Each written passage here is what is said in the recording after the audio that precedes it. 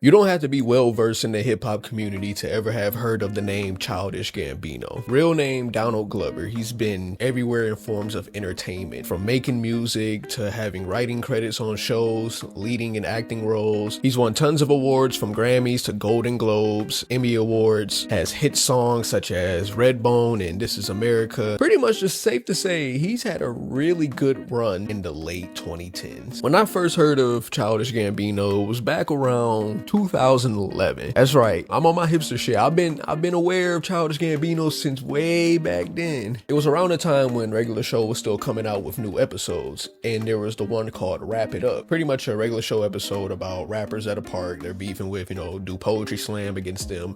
Really good episode, one of my favorites. Man, this dude is back every week. So pretty much me being the young hipster I had to go in, get well introduced into who Childish Gambino was. My first song I heard from him was Freaks and Geeks, and it did not, I don't think it really aged that well. I don't. But beware, this shit is potent, comment on her face, now there's poetry in motion. I don't want to check it out that much. But nonetheless, around that time, after I was enjoying a lot of his music, I went and ran into his EP that came out around the same time, Camp. And I loved it. It's one of my personal favorite tapes. Very inspired by it, especially in my earlier high school days when I was writing raps. Around this time when Camp had came out, this was still Donald's early career. So he was more of an actor and screenwriter than a music artist. So he did face a lot of criticism as another black guy who made it somewhere in the business who wants to do rap music on the side. He did produce a lot of his songs along with his friend at the time, or maybe they still are, I don't know, Ludwig. Despite all of the critics and all of the negativity, it sold 52,000 records its first week.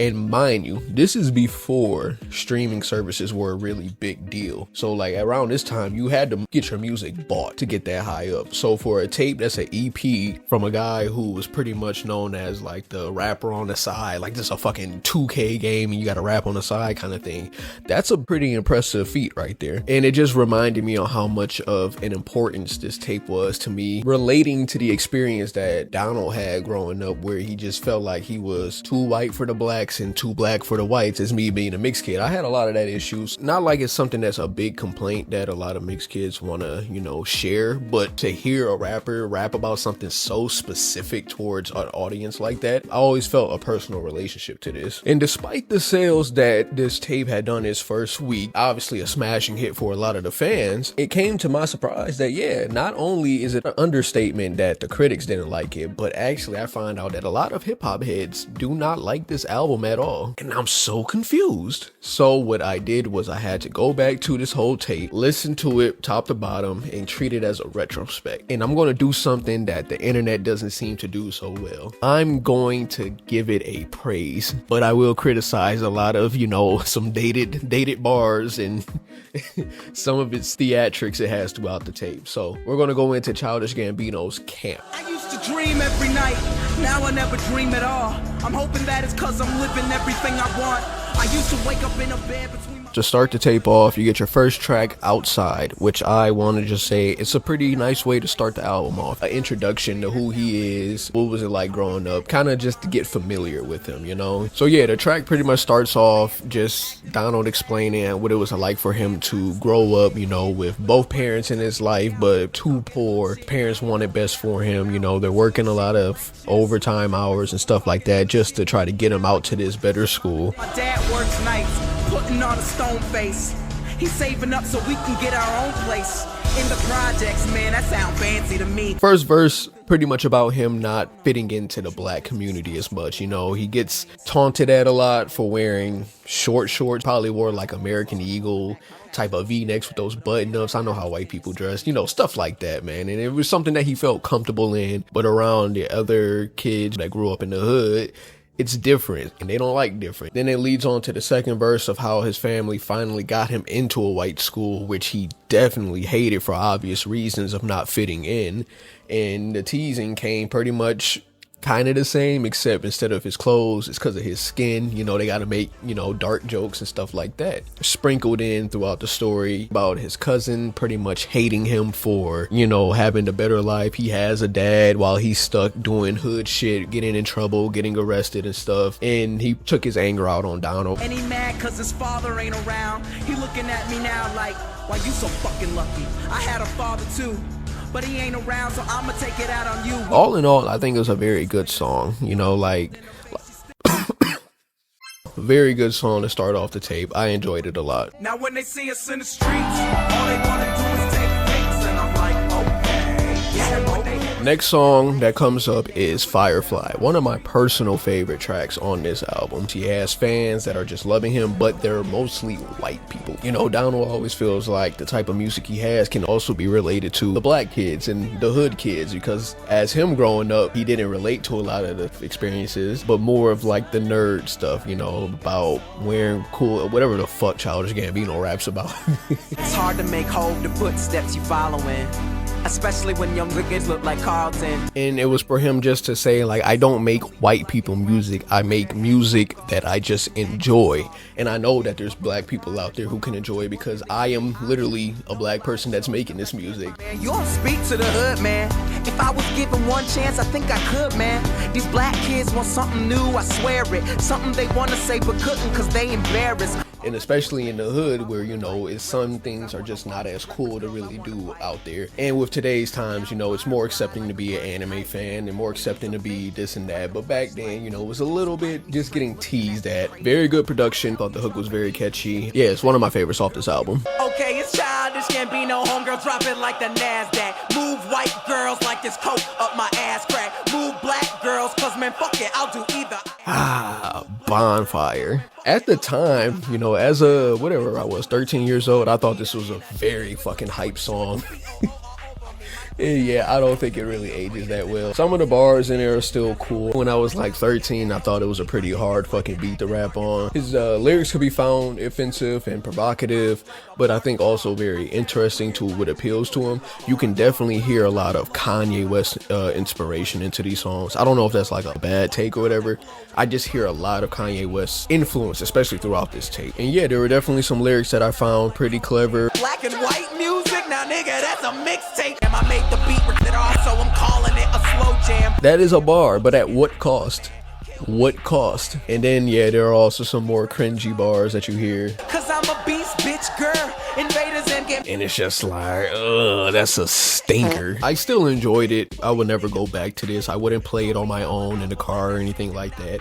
But if I'm doing a top to bottom listen of a tape, I would still play this. Just a more unique approach of rapping about money, hoes, without, I guess, flexing. It's kind of dorky, very incel rapping. Which also explains a lot of his songs. All in all, very solid track. Well, it's a very okay track. I am not these other guys. I rap about my dick and talk about what girls is fly. I know it's dumb, that's the fucking reason I'm doing it. So why does everyone have a... So the next track is going to be All of the Shine. It has a very interesting choice of sample. At least what I got out of it was just kind of leading up to, again, who Childish Gambino is and his comeuppance. This is pretty much like the theme for the whole album. You know, in the first song, you get like an idea of how it was for him to grow up, what it took for him to get here. Second song, Firefly, tells him about the success that he has right now. This track pretty much just leads to that. I make music because this is what the fuck I like to do.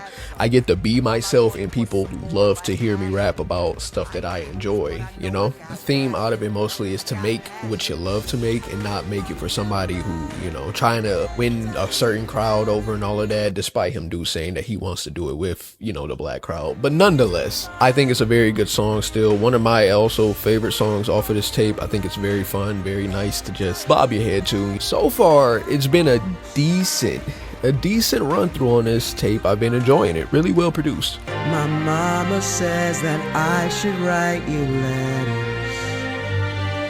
but I think you're with others. The next song's more like an interlude. It's called A Letter Home. It still has the same production style as the last song, All of the Shine. I don't know if they switched up the tempo or maybe the key changes up a little bit or something. It just sounds a little different. I gotta go back and listen to it because I don't remember. I didn't write it in my notes. This is also playing into the other story that he shares in camp, which I wish he really leaned more into. It was about a girl that he met at camp. And you know, his mom's telling him he should write letters to her, which is some pretty dork shit to do. You might scare the hoes with it, man. I don't know, man. If you give a girl a letter with saying some shit, not even like some questions, but you just telling her how much you love her, but it's in a letter form, she's gonna think you're trying to kill her, bro. You sound like the fuck's that show called? Sound like Pretty Little Liars, you little freaky ass nigga. It's a cool interlude, nothing crazy about it, nothing that I can take away from it as much, but this is kind of getting near that halfway point of the album.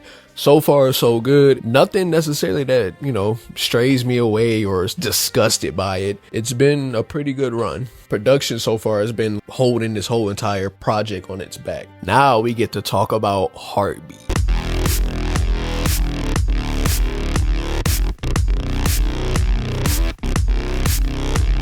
I got an unpopular opinion. Well, actually, no, I wouldn't even say it's unpopular now. Apparently, a lot of people didn't like Heartbeat when it came out, and I was one of them. I hated the distortion on it a lot. But eventually, as the years progressed and I got older and I was, you know, listening to it, I really like Heartbeat. I think it's one of my favorite songs, and I know I've been saying it about all the other tracks. This is like number 1 or number 2 on this entire tape. I love singing the hook. I think it's super catchy. I love it. I even love the distortion on it now.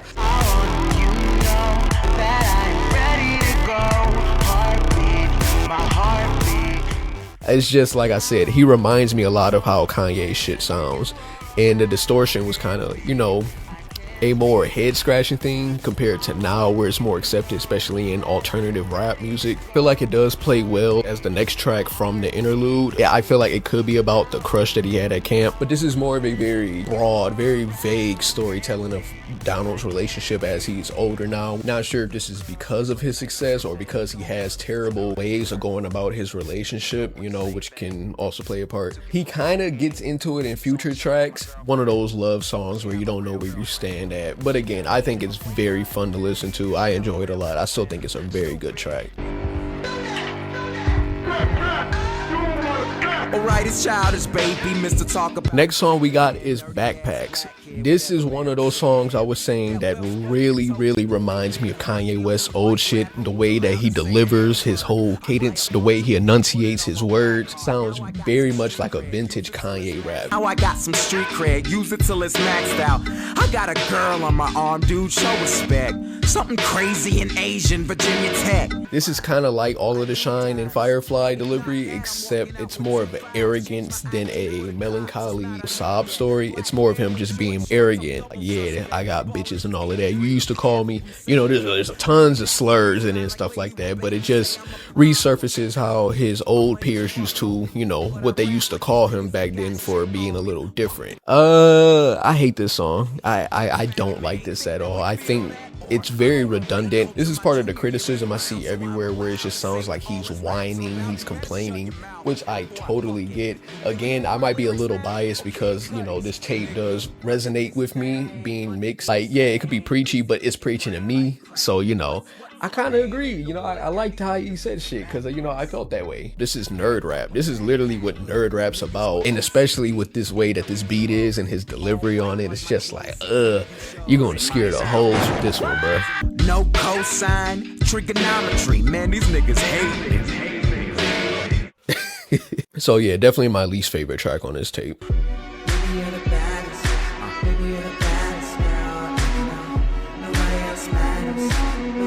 The next song, one of the most popular songs off of this album, Les. I think it's Les or Les. I think it's Les though. As I'm checking on my notes, I have 3 question marks on it. That's about it. That's all I got on it. I don't care for this song. this is an unpopular opinion because no matter where I go, even people who shit on it say this is one of their favorite songs. Most hoes poke holes in Trojans. Most people don't fucking hit the lotto, but my folks did. I think the production's good, just like the rest of the album. The hook's okay. It's cool to bob your head to and sing. I feel like if I'm going to listen to things with relationship issues and all of that, I'd rather go to Heartbeat. It's just got more, it's got a more flavor that's put into that. This one is just bland. It's just boring. I never cared for it. I know it's an unpopular opinion. I don't think it's a trash song. I just never bothered clicking on it. If I'm going top to bottom listening to tracks, I'm going to skip Backpack for sure. This one, it depends what I'm feeling. It really does. Shout out y'all if you like it. Not me though, man. Not me.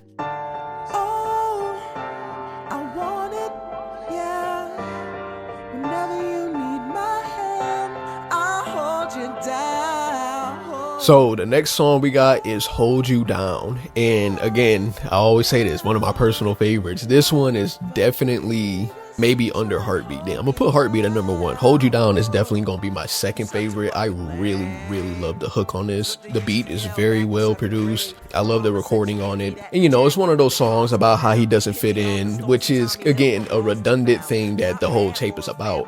But what makes this one special for me is how detailed he gets for it.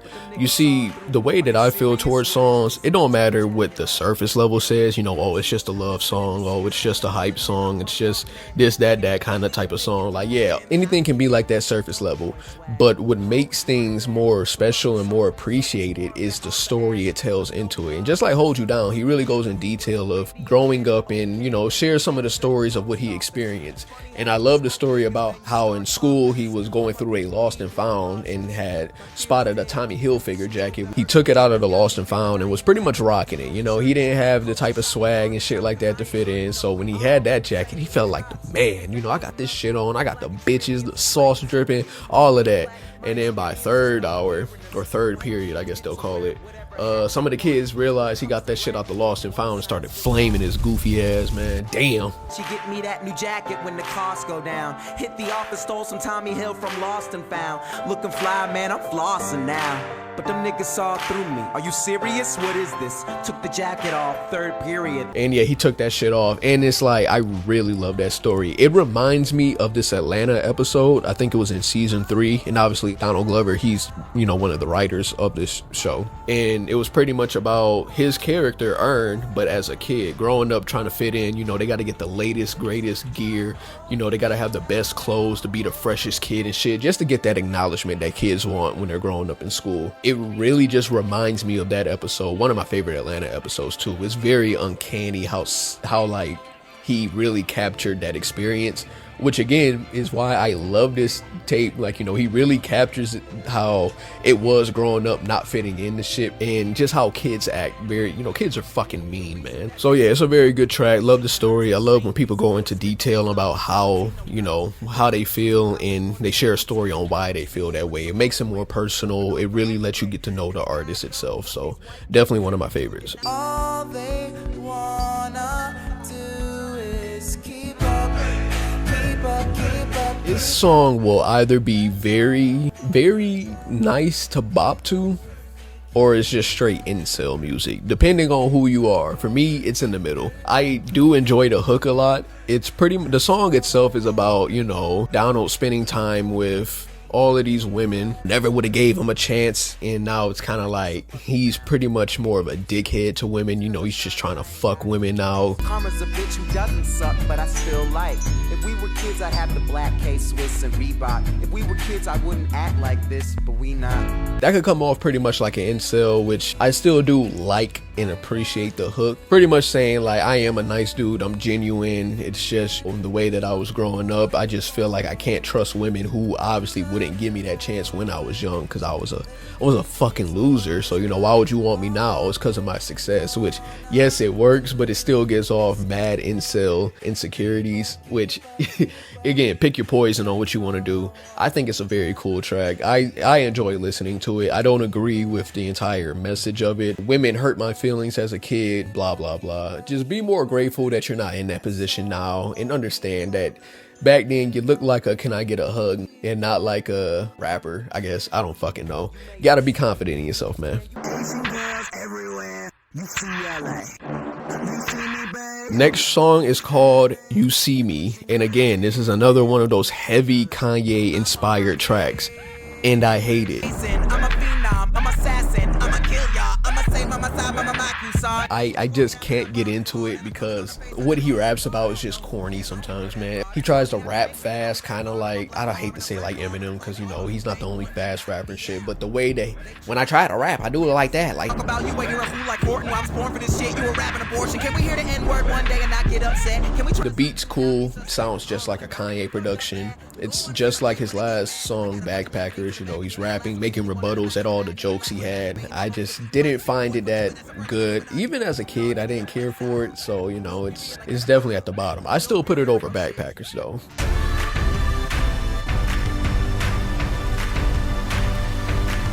So we're coming up with our song Sunrise, which kind of sounds like the finale song. I love how you got this whole grandiose harmonic kind of hook going on, as in there's something like very grand that's about to happen, hence like the metaphor of a sunrise. Kind of gives the world an idea like, you know, this is Childish Gambino, this is what I got future wise, be prepared because I'm finna take over.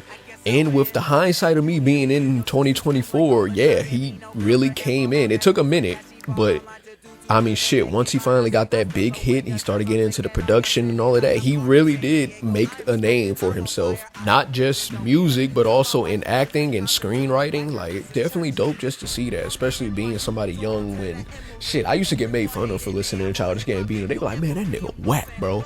And to be fair, my type of artist that I would listen to would be Hobson, Childish Gambino, Tech 9. Those would be in my top 5 at the time. Hey, shout out them though, man. They still dope rappers, and I love Tech 9 still. I do not hide that. Shout out Tech 9, man. Very dope artist. Maybe I'll talk about one of his tapes next. Shit, fuck it. But yeah, Sunrise is a very good song. I love the hook. I love the beat. I love the theme about it, you know. Very good song. Here we are, coming near the end of the track list. Let's talk about the song that got me into just listening to the whole tape, doing a deep dive into Childish Gambino, and wanting to do this video, man. Let's talk about That Power. All these haters, see you later. It sounds like a generic song, but then this song's like 7 minutes long. So like it's 3 minutes of the music, and then it just transitions over to this beautiful beat rhythm by Questlove. Donald just sharing a story about his camp experience with this one girl that he had met while at camp. And I fucking love it. Like, this really does highlight how well of a storyteller he is. He confesses his love to the girl that he met at camp. And unfortunately, she didn't feel the same way, but she never responded to him when he had confessed his love to it. Instead, he had to find out the next day, leaving out through the camp bus. All the other girls found out because she told them, and pretty much they were making fun of him for it, you know. And it kind of left off with Donald realizing that if you're going to make something, make it for yourself to give to everyone and not to someone specific, because you're going to be hurt when you realize they don't like it.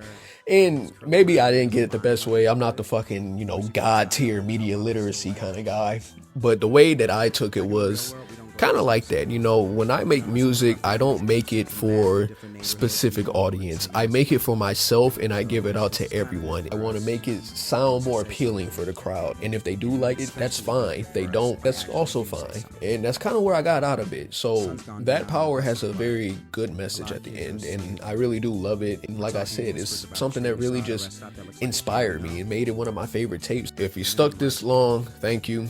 This is my first time doing one of these retrospects on a tape that I actually really enjoy.